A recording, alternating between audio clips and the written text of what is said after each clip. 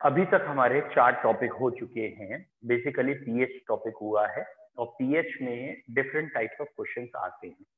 What I mean to से, कौन से टाइप के क्वेश्चंस आते हैं। पीएच वीक एसिड की निकालनी है, स्ट्रॉन्ग एसिड की निकालनी है, बफर की निकालनी है या सॉल्ट की निकालनी है, ये हमें सोचना होता है। तो हम क्वेश्चन करके देखते हैं, फिर मैं आपको गाइड करते जाऊंगा कब क्या फॉर्मूला लगाना था। ठीक है बेटा। Now the first question is 0.1 molar and 100 ml of 0.1 molar and 100 ml of NaOH is mixed with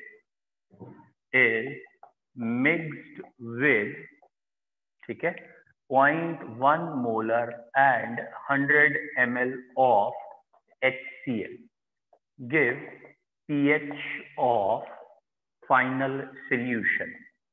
final solution में जो भी है उसकी पीएच बतानी है। तो 0.1 मोलर, ठीक है, 0.1 molar and 100 ml of NaOH या 100 ml and 0.1 molar NaOH। Language में ये ज्यादा अच्छा लगता है बोलने में। चलिए ठीक है, 100 ml 0.1 molar NaOH is mixed with 100 ml 0.1 molar HCl give pH of mixture. Mixture की पीएच बतानी है। Now the question is this, इसका आंसर आएगा, गुड, एक दो बच्चों को शायद समझ में आ गया है कि ये स्ट्रॉन्ग एसिड है, ये स्ट्रॉन्ग बेस है और चांस की बात है कि इस रिएक्शन में जो NaCl और वाटर बनेगा उसको आप जरा ध्यान से देखिए। 100 ml 0.1 मोलर, तो ये वाली मल्टीप्लाई ग्राम इक्विवेलेंट देती है, तो ग्राम इक्विवेलेंट 10 है और ये भी ग्राम इक्विवेलेंट 10 है। ठीक है, तो ग्राम इक्विवेलेंट हमेशा 1:1 में रिएक्ट करते हैं, तो 10 ग्राम इक्विवेलेंट 10 से ही रिएक्ट करेंगे, तो ऑब्वियसली 10 ग्राम इक्विवेलेंट इसके बन गए, या ज्यादा अच्छा वर्ड था यहाँ मिली इक्विवेलेंट। तो यहाँ 10 मिली इक्विवेलेंट रिएक्ट कर रहे हैं। बच्चों जब वॉल्यूम ml में होता है तो मिली वर्ड लगा देते हैं, मिली इक्विवेलेंट, तो उससे कोई फर्क नहीं है। 10 मिली इक्विवेलेंट से रिएक्ट करेंगे और 10 मिली इक्विवेलेंट बनेंगे। दैट मीन्स ये पूरे खत्म हो गए और ये 10 मिली इक्विवेलेंट बन गए। तो नाउ इस केस में, इस क्वेश्चन में प्योर सॉल्ट प्रेजेंट है और कुछ भी नहीं है, और अगर प्योर सॉल्ट है तो सॉल्ट हाइड्रोलिसिस फॉर्मूला लगना चाहिए। बट ये क्वेश्चन है स्ट्रॉन्ग एसिड और स्ट्रॉन्ग बेस के सॉल्ट का, और अगर स्ट्रॉन्ग एसिड और स्ट्रॉन्ग बेस का सॉल्ट होता है तो हाइड्रोलाइज नहीं होता, तो पीएच उसकी 7 रहती है। फिलहाल इस क्वेश्चन का आंसर आएगा पीएच 7। फिर समझो बेटा क्यों आएगा पीएच 7, क्योंकि जो एसिड के ग्राम इक्विवेलेंट हैं उतने ही बेस के ग्राम इक्विवेलेंट। बच्चों ग्राम इक्विवेलेंट आपको पता होना चाहिए कि ये जो इक्विवेलेंट वर्ड मैं बार बार बोल रहा हूं, इसमें बैलेंसिंग नहीं की जाती, और ये वैसे होता है normality into volume in litre, और नॉर्मेलिटी होती है मोलैरिटी इनटू वैलेंसी। फिलहाल इन सारे क्वेश्चंस में वैलेंसी 1 है, तो यहाँ NaOH में एक OH है, HCl में एक है, तो अगर वैलेंसी 1 है तो यही मोलैरिटी है, यही नॉर्मेलिटी है। और जब भी एक दूसरे को रिएक्ट करेंगे तो ग्राम इक्विवेलेंट 1:1 में रिएक्ट होता है, तो 1:1 में रिएक्शन हो रही है। तो 10 को रिएक्ट कर रहे हैं, दैट मीन्स ये 10 थे और 10 ही रिएक्ट किए और खत्म हो गए, ये भी 10 थे 10 ही रिएक्ट किए खत्म हो गए, बात खत्म हो गई, वेरी गुड। और ये जो बना है ये हाइड्रोलाइज नहीं होगा, क्योंकि ये स्ट्रॉन्ग एसिड स्ट्रॉन्ग बेस का सॉल्ट है और वो हाइड्रोलाइज की जगह हाइड्रेटेड होता है। तो फिलहाल इस क्वेश्चन में आंसर आएगा पीएच इज प्योरली 7। ठीक है, नेक्स्ट बताओ बच्चों, अगर मैं इसी क्वेश्चन में थोड़ा चेंज कर दे रहा हूं, चलिए दोबारा वैल्यूज लिख दूंगा। बेटा सपोज मैंने ये लिख दिया, इसे सही कर दे रहा हूं थोड़ा सा, ठीक है, ये मैंने कह दिया है 100 ml of 0.1 molar NaOH is mixed with 50 ml of 0.1 molar, या पहले 100 ही रखता हूं, 100 ml of 0.1 molar acetic acid. और इस क्वेश्चन में गिवन है Ka एसिटिक एसिड का 2 × 10⁻⁵। अब इस क्वेश्चन को करिए। Give pH of mixture, give pH of final solution कह दें या मिक्सचर कह दें, और इसमें पीएच आपको बतानी है। बेटा क्वेश्चन नंबर 2 में क्या कहा है? 100 ml NaOH के हैं और पिछली बार की तरह ही 100 ml लिए हैं, लेकिन अब मैंने एसिटिक एसिड के लिए हैं और अब मैं कह रहा हूं बताओ पीएच मिक्सचर की कितनी होगी। तो एक बार फिर मैं आपको एक्सप्लेन कर दूं कि बेटा ये जो एसिटिक एसिड है ये NaOH से रिएक्ट करेगा और ये सोडियम एसीटेट बनाएगा और साथ में वाटर बनाएगा। और इस बारी क्वेश्चन में ये कहा है 100 × 10 या 0.1 सॉरी, तो ये 10 मिली इक्विवेलेंट है और ये भी 100 × 0.1 ये भी 10 मिली इक्विवेलेंट है और 10 से ही रिएक्ट करेंगे, ये खत्म और ये बन गए 10 मिली इक्विवेलेंट। सोडियम एसीटेट आपका 10 मिली इक्विवेलेंट बनेगा। तो बेटा अब इसकी पीएच निकालनी है। नाउ पीएच कैसे निकालेंगे बेटा? क्योंकि ये एक सॉल्ट बना है तो सॉल्ट हाइड्रोलिसिस का फॉर्मूला लग के पीएच आएगी। तो ये थोड़ा सा हायर लेवल थिंकिंग होगा। ये तो गारंटी है इसकी पीएच का आंसर मोर देन 7 आएगा। बच्चों क्यों आएगा मोर देन 7? क्योंकि अब सॉल्ट बन चुका है और सॉल्ट में स्ट्रॉन्ग बेस और वीक एसिड है। क्योंकि यहाँ बेस स्ट्रॉन्ग है तो इसलिए आंसर 7 से ज्यादा आएगा, मोर देन 7। नाउ अब कैसे करेंगे मोर देन 7? कैसे आंसर आएगा बच्चों? तो इधर देख लेते हैं हम, ठीक है। मोर देन 7 कैसे आएगा? तो अब हम फॉर्मूला लगाएंगे pH is equal to 7 minus half pKa minus half log C। तो यहाँ 7 माइनस हाफ, क्या आपको pKa निकालना आता है? बेटा अगर Ka इतना है तो pKa क्या होगा? Minus log of Ka। तो बच्चों बिल्कुल जैसे H से pH समझाया था कि इस टर्म को 5 और इसका log लेके घटाओगे, तो बेसिकली pKa आएगा 5 माइनस log 2 जो कि 4.7 होगा। तो ये pKa आया 4.7। फिर बता दे रहा हूं कैसे आया pKa।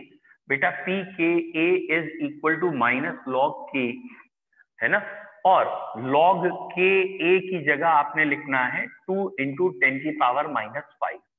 इस ब्रैकेट को आप ओपन करिए।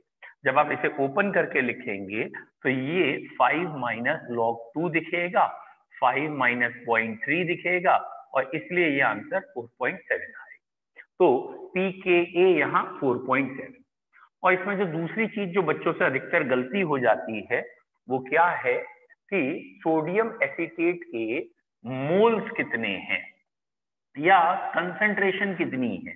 तो ये जो आए हैं ये मिली इक्विवेलेंट है और ये 10 मिली इक्विवेलेंट या 10 मिली मोल्स मान लीजिए, ठीक है, 10 मिली मोल्स है, लेकिन ये कितने ml में है, कितना वॉल्यूम है? तो बच्चों ये याद रखना है इसका वॉल्यूम हो गया है अब 200, क्योंकि 100 ये मिलाया 100 ये मिलाया तो बाद के सॉल्यूशन का वॉल्यूम 200 हो गया। तो 10/200 डिवाइड बाई 1000, क्योंकि वॉल्यूम को हमेशा लीटर में लिया जाता है इसलिए। लेकिन ये 1000 से नहीं डिवाइड करेंगे तो चलेगा। क्यों चलेगा भाई? क्योंकि हमने ये ऊपर वाली क्वांटिटी 10 मिली इक्विवेलेंट कहा है, यानी इसे भी इक्विवेलेंट में चेंज करेंगे तो फिर वो 1000 और 1000 कट जाएगा। मतलब इसको इक्विवेलेंट में चेंज करने के लिए 1000 से डिवाइड, इसे लीटर में चेंज करने के लिए 1000 से डिवाइड, दोनों 1000 कट जाएंगे। तो जरा बस इस चीज का ध्यान रखना कि ये वॉल्यूम 200 लेना है ना कि 100। अब एक ऑर्डिनरी मैथमेटिक्स कर दीजिए। 7 माइनस शायद ये 2.35 है ना, और माइनस हाफ 1/20 दिख रहा है मुझे, या इसको अगर मैं प्लस करके लिखूंगा प्लस log 20 दिखेगा। log 20 कितना होगा बेटा? Common sense, what is log 20? log 10 plus log 2, और log 10 1 होता है, log 2 0.3 होता है, तो ये 1.3 हो जाएगा। 7 माइनस 2.35 प्लस हाफ इंटू 1.3, और 1.3 का हाफ 0.65 हो गया शायद, है ना। तो 7.65 माइनस 2.35 इक्वल टू 7 में 2 गया 5, 5.30 वॉट एवर द वैल्यू। ये आंसर, ओहो हो मिस्टेक कर गया मैं, आई एम सॉरी, ये बेस का क्वेश्चन था तो ऐड होना था, आई एम सॉरी, और ऐड होना था तो यहाँ सब्सट्रैक्ट होना था, यहाँ सब्सट्रैक्ट, तो ये थोड़ा सही करना पड़ेगा मुझे, आई एम सॉरी। ये 9.35 हो गया बेटा, सॉरी, और इसमें से 0.65 घटाना था, तो 3, 5 यहाँ, 3 उधर, 8.7 इज द आंसर। ठीक है, तो ये मैंने थोड़ा सा जल्दबाजी में कर दिया था इसलिए गलती हो गई थी, और ये आंसर आपका आएगा 8.7। किसी बच्चे को डाउट है तो पूछिए, मेथड क्लियर है? सर ये सी समझा दीजिए सर, ये लॉग सी बेटा कैसे है सर? वेरी गुड, सी क्या है, एक बारी मैं कंसंट्रेशन को पूरा लिख के बताता हूं आपको, व्हाट इज कंसंट्रेशन। ठीक है बेटा, जो कंसंट्रेशन होती है वो होती है moles upon volume in litre, और बेसिकली अगर आप ध्यान दो तो हमने 100 ml लिए थे और उसकी मोलैरिटी 0.1 ली थी, वही नॉर्मेलिटी थी, और ये मल्टीप्लाई आपकी 10 आई थी, जिसे मैंने मिली इक्विवेलेंट या मिली मोल्स कह सकते हैं। तो ये जो मोल्स थे ना, मोल्स, ये तो खाली मोल्स वर्ड आया ना, इन दोनों का मल्टीप्लाई, फिर से देखो बेटा क्या कह रहा हूं, ये 0.1 क्या है, मोलैरिटी, मतलब ये चीज, ये मोलैरिटी है, और ये क्या है, वॉल्यूम, यानी ये चीज, इन दोनों का मल्टीप्लाई क्या आएगा, यानी ये मोल्स। तो ये जो 10 रिएक्ट किए और 10 बने, ये तो मोल्स या मिली मोल्स आए। मिली मोल्स क्यों कहा, क्योंकि वॉल्यूम लीटर की जगह ml में है। तो ये जो एसिटिक एसिड के मोल्स या इक्विवेलेंट आए थे, कि हमने जो रिएक्शन बेटा लिखी थी, ये इससे रिएक्ट किया और ये बना। तो बच्चों आपको ये समझ में आना चाहिए कि ये 10 जो सिंपल भाषा मिली इक्विवेलेंट, वो इससे रिएक्ट किए और ये भी 10 बन गए, ये दोनों कैंसिल हो गए, खत्म हो गए, ये बन गए। लेकिन कंसंट्रेशन के फॉर्मूले में तो हमें लिखना पड़ता है moles upon volume in litre, और इस समय मिली मोल्स 10 है, मिली मोल्स को मोल में चेंज करने के लिए 1000 से डिवाइड कर दिया, और वॉल्यूम अब 200 ml लेना पड़ेगा। बेटा 200 ml क्यों लेना पड़ेगा, क्योंकि जब आपने मिक्सचर लिया था तो एक चीज के आपने 100 ml लिए थे, फिर दूसरी चीज के 100 ml लिए थे, तो ये जो पूरा मिक्सचर हो गया वो तो 200 ml का हो गया, तो इसलिए 200 ml को लीटर में चेंज करने के लिए फिर से मोल, ये कैंसिल हो गए और ये 1/20 ऐसे आया। अब क्लियर है बच्चों? Yes sir. किसी बच्चे को अब कोई doubt? No sir. Very good, चलिए अब इसी का तीसरा क्वेश्चन लिख लीजिए, इसी में लिखें आगे, 100 नहीं सॉरी, ये अब की आप लिखेंगे 50 ml of 0.1 molar NaOH is mixed with 100 ml of 0.1 molar acetic acid, और अब की मैंने डायरेक्ट pKa दे दिया 4.74 for acetic acid. Acetic acid का pKa डायरेक्टली मैं बता रहा हूं 4.74 है। आई मीन टू से वही पिछला क्वेश्चन है बेटा, बस उसके पिछले क्वेश्चन में हमने ये चेंज किया है कि NaOH 50 लिया है और एसिटिक एसिड 100 लिया है। करिए बेटा।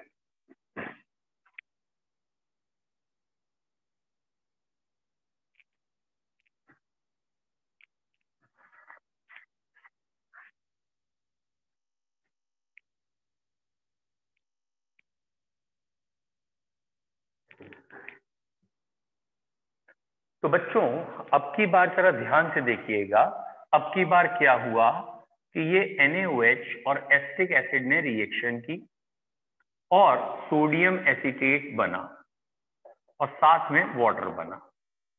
तो बच्चों शायद आपको समझ में आया हो, इस बारी इसके 50 इंटू 0.1 5 मिली इक्विवेलेंट है, इसके 100 इंटू 0.1 10 मिली इक्विवेलेंट है।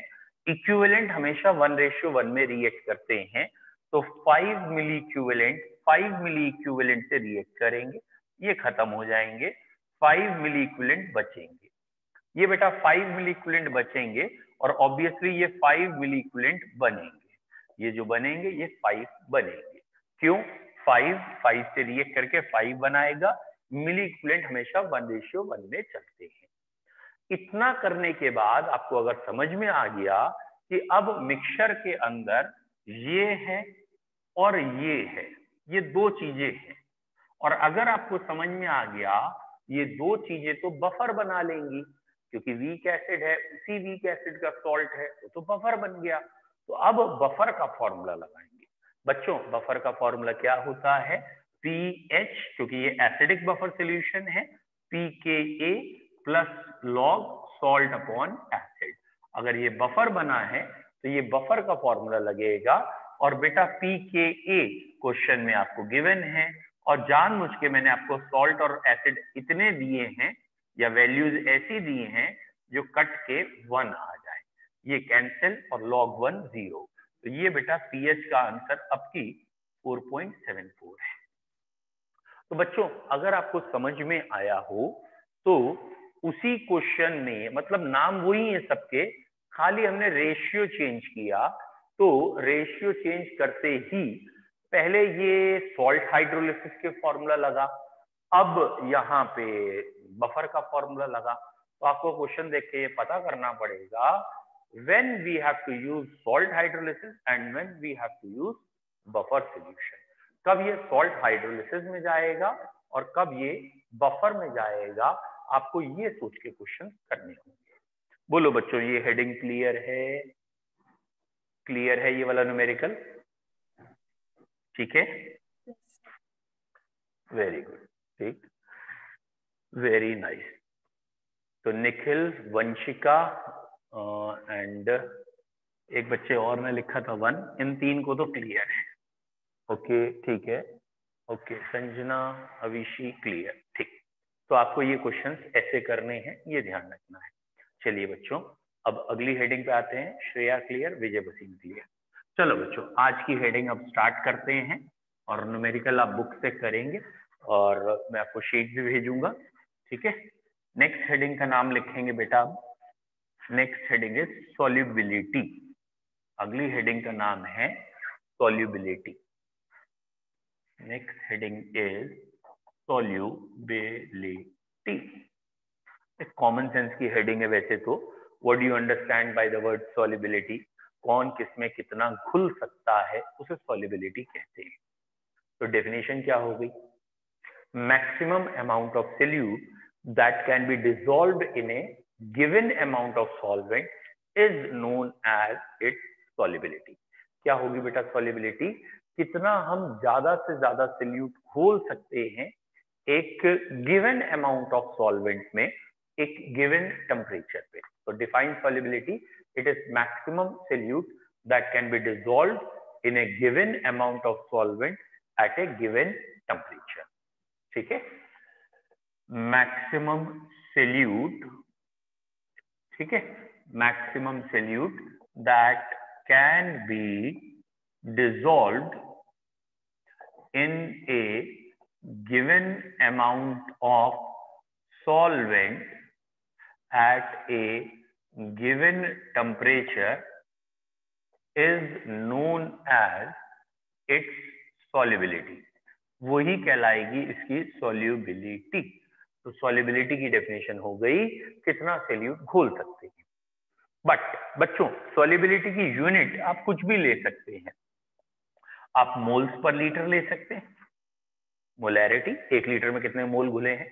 आप ग्राम पर लीटर ले सकते हैं, 1 लीटर में कितने ग्राम घुले हैं। या आप मोल पर केजी ले सकते हैं, ठीक है, कि 1 केजी सॉल्वेंट में कितने मोल घोले and so on. But you have to remember numerically यही यूनिट एक्सेप्टेड है, ठीक है, जिससे कि सारे बच्चों का आंसर सेम आए और कंफ्यूजन कम हो। तो जब हम सॉल्युबिलिटी के न्यूमेरिकल्स करेंगे तो you have to notice it कि unit of solubility must be taken in moles per litre. आपको मोल्स पर लीटर में ही लेनी हो, ठीक है। नेक्स्ट वर्ड, क्या टेम्परेचर बदलने से सॉल्युबिलिटी बदलती है? टेम्परेचर से सॉल्युबिलिटी अफेक्टेड है? Yes, sir. Yes, sir. Very good, common sense temperature से अफेक्टेड है। But most of the students think so कि टेम्परेचर बढ़ाने पे सॉल्युबिलिटी बढ़ेगी।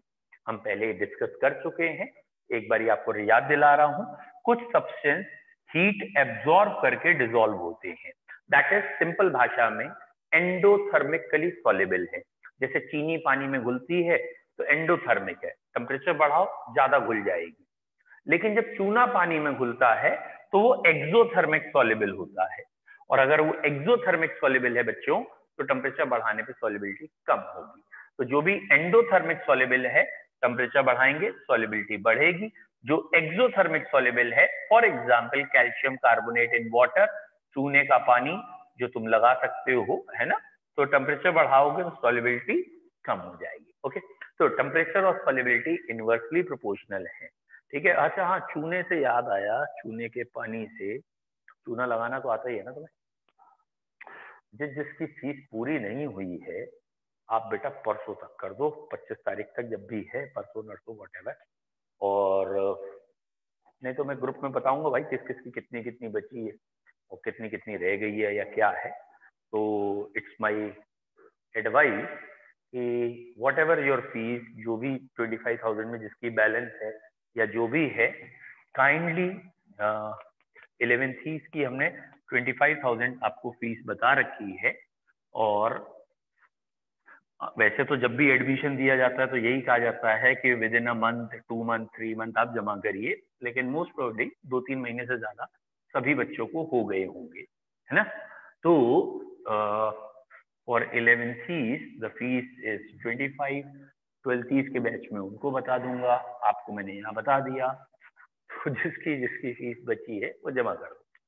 Now returning back to topic, solubility क्या है, कितना ज्यादा से ज्यादा घुल जाएगा।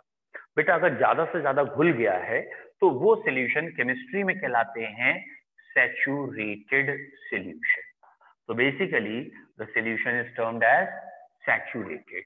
तो 3 तरह के सॉल्यूशन केमिस्ट्री में वर्ड हैं, one is saturated, one is unsaturated and one is precipitate. ये 3 तरह के सॉल्यूशन हमारे केमिस्ट्री में है, ठीक है। और इनके बीच में एक सुपर सैचुरेटेड भी आपने पढ़ा होगा, लेकिन न्यूमेरिकली हमें 2 पे ही बात करनी है, सैचुरेट अनसैचुरेट, और अगर सैचुरेट से ज्यादा हो गया तो वो प्रेसिपिटेट हो गया।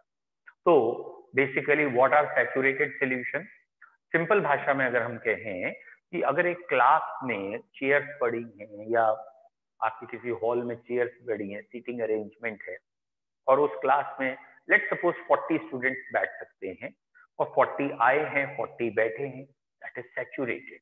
तो what is saturated, maximum occupied. अब क्लास में बैठने की जगह 40 की है, आए कुछ कम है और आ सकते हैं, और अभी इनटेक पॉसिबल है, चेयर खाली उसमें बैठाया जा सकता है, अनसैचुरेटेड। अनसैचुरेटेड का मतलब अभी सैचुरेशन होना बाकी है। इंग्लिश का वर्ड है सैचुरेटेड, और आपने 10th स्टैंडर्ड में पढ़ा है ऑयल से फैट बनाना, या आप डेली लाइफ में बोलते हो, और नहीं पढ़ेंगे अब सैचुरेट हो गए, या किसी बच्चे का अगर सिलेक्शन नहीं होता या कुछ ऐसा है, कहता है अरे अब तो इंजीनियरिंग फील्ड सैचुरेटेड हो गई है, अब इसमें और इंजीनियर नहीं बनेंगे। हकीकत ये होती है कि उससे आईआईटी निकलना नहीं, और लो लेवल में तो सैचुरेशन हमेशा ही दिखता है। तो बेसिकली जितना आप डेली लाइफ से जोड़ोगे ज्यादा समझ में आएगा। तो सैचुरेशन का मतलब होता है the upper limit is touched.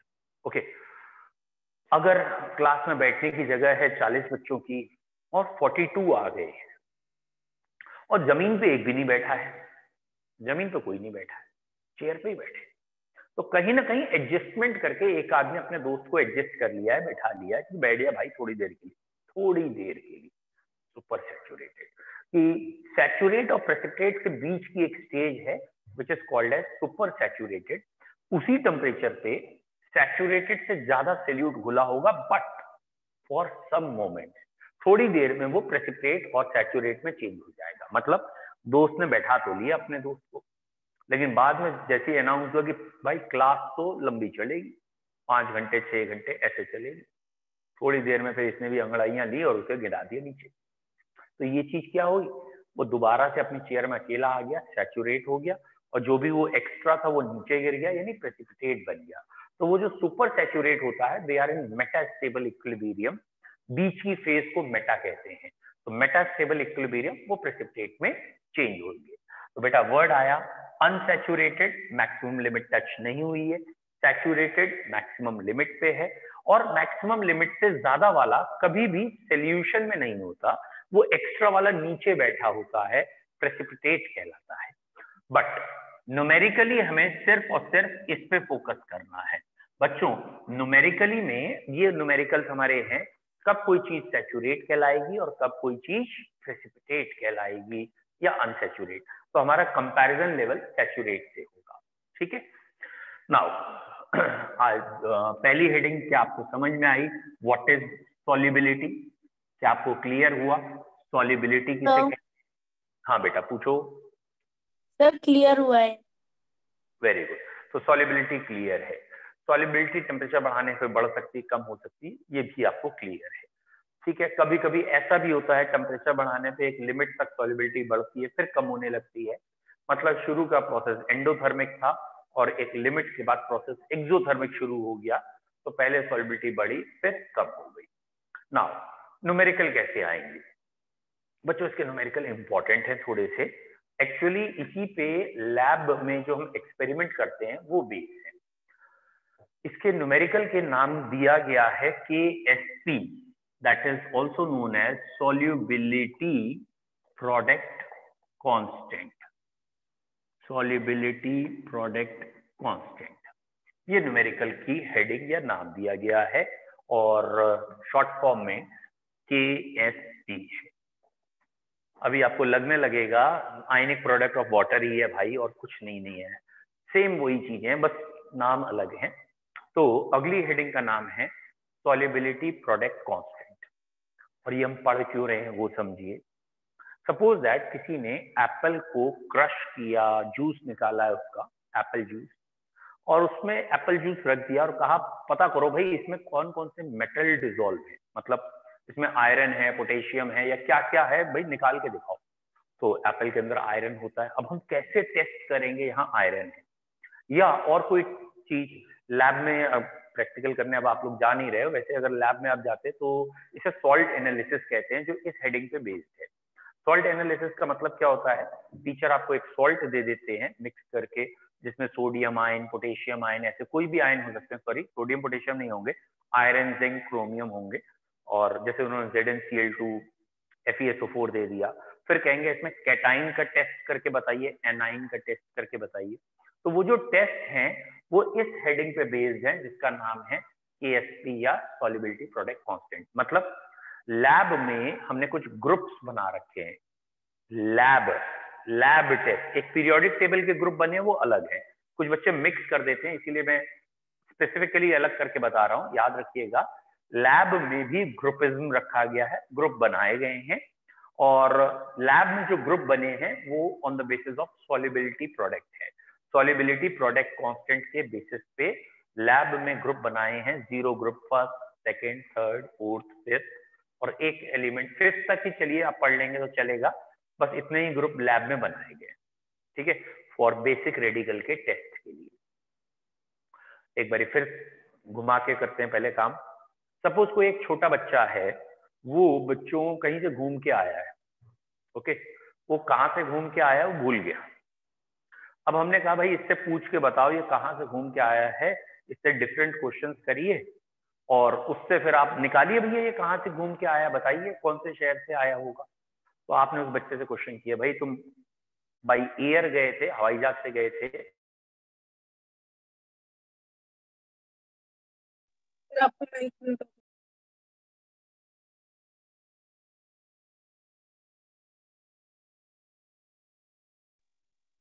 तो बच्चों आपने उस बच्चे से पूछा कि आप बाई रेलवेज गए थे या बाई एरोप्लेन गए थे? उसने कह दिया नहीं हम बाई ट्रेन गए थे घूमने।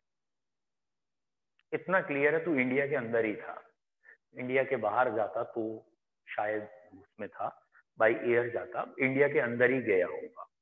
अब आपने फिर अगला क्वेश्चन उससे किया, जहां गए थे वहां पहाड़ था नहीं था, या और कोई क्वेश्चन? उसने कहा पहाड़ भी था, झील भी थी।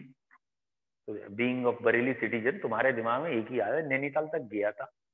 तो आपने कहा भाई और चीजें बता, एंड सो करते हुए फिर आप एकदम फाइनल पहुंच गया। हाँ तू नैनीताल तक ही गया था, तो फिर इस शक्ल और औकात से भी यही लग रहा है इससे आगे गया नहीं होगा। शक्ल और औकात का मतलब यहाँ क्या है, यहाँ पे है कि आपको जो सॉल्ट दिया जाएगा, आप पहले मतलब लैब में आप पहले उसकी अपीयरेंस देखेंगे, उसका मेल्टिंग पॉइंट बॉइलिंग पॉइंट थोड़ी देख सकते हो यार, अपीयरेंस देख सकते हैं कि सॉलिड है, लिक्विड है, गैस है, कलर क्या है।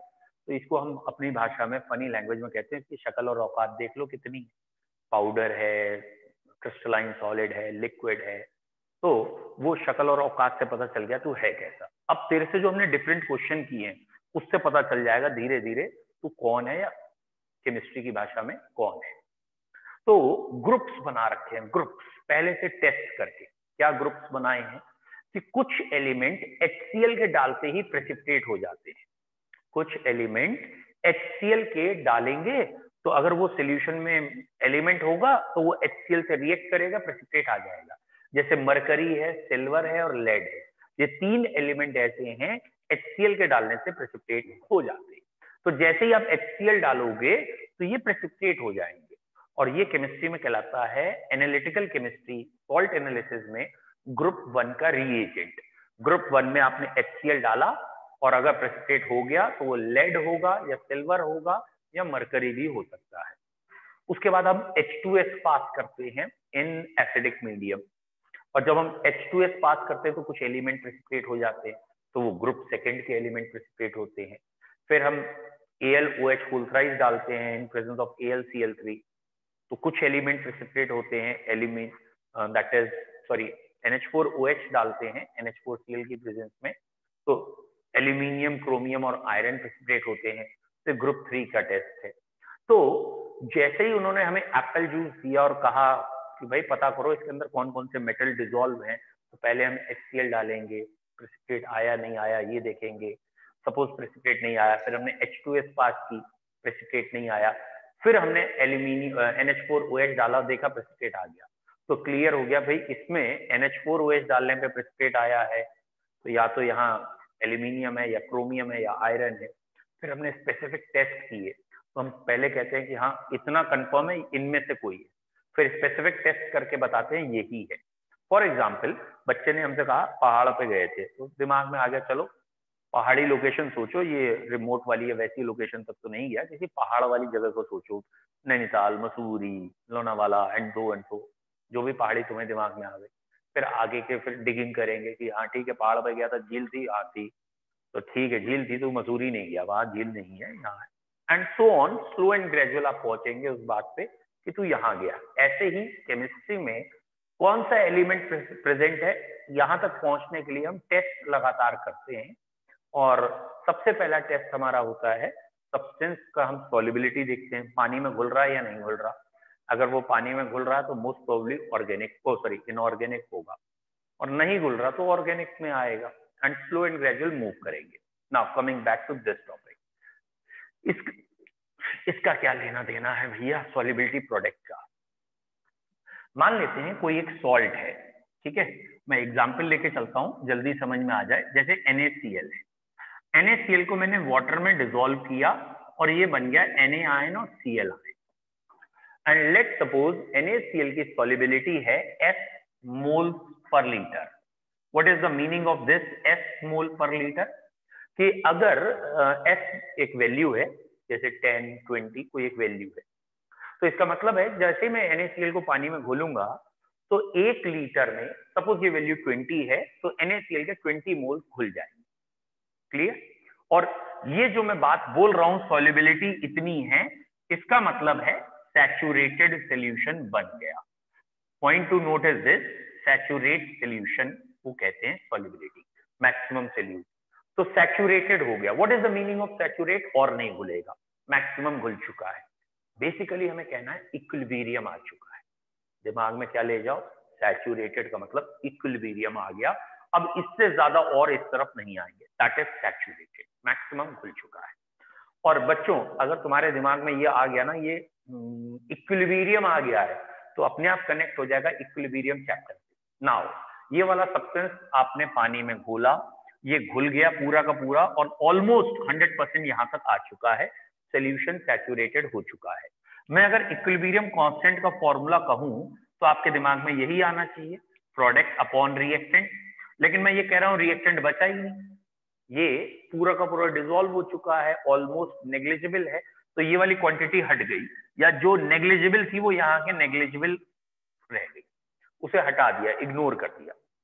तो ये जो आयंस आए हैं, ये आयंस बेटा, इन आयंस का जो मल्टीपल है ना, ये मल्टीपल, ये एक कांस्टेंट वैल्यू अटेन कर लेता है और इस वैल्यू का नाम रखा है KSP, that is known as solubility product constant. But remember, saturated solution यानी इक्विलिब्रियम जब आ गया है, उस समय जो आयंस सॉल्यूशन में मौजूद हैं, उन आयंस का मल्टीपल कहलाता है KSP।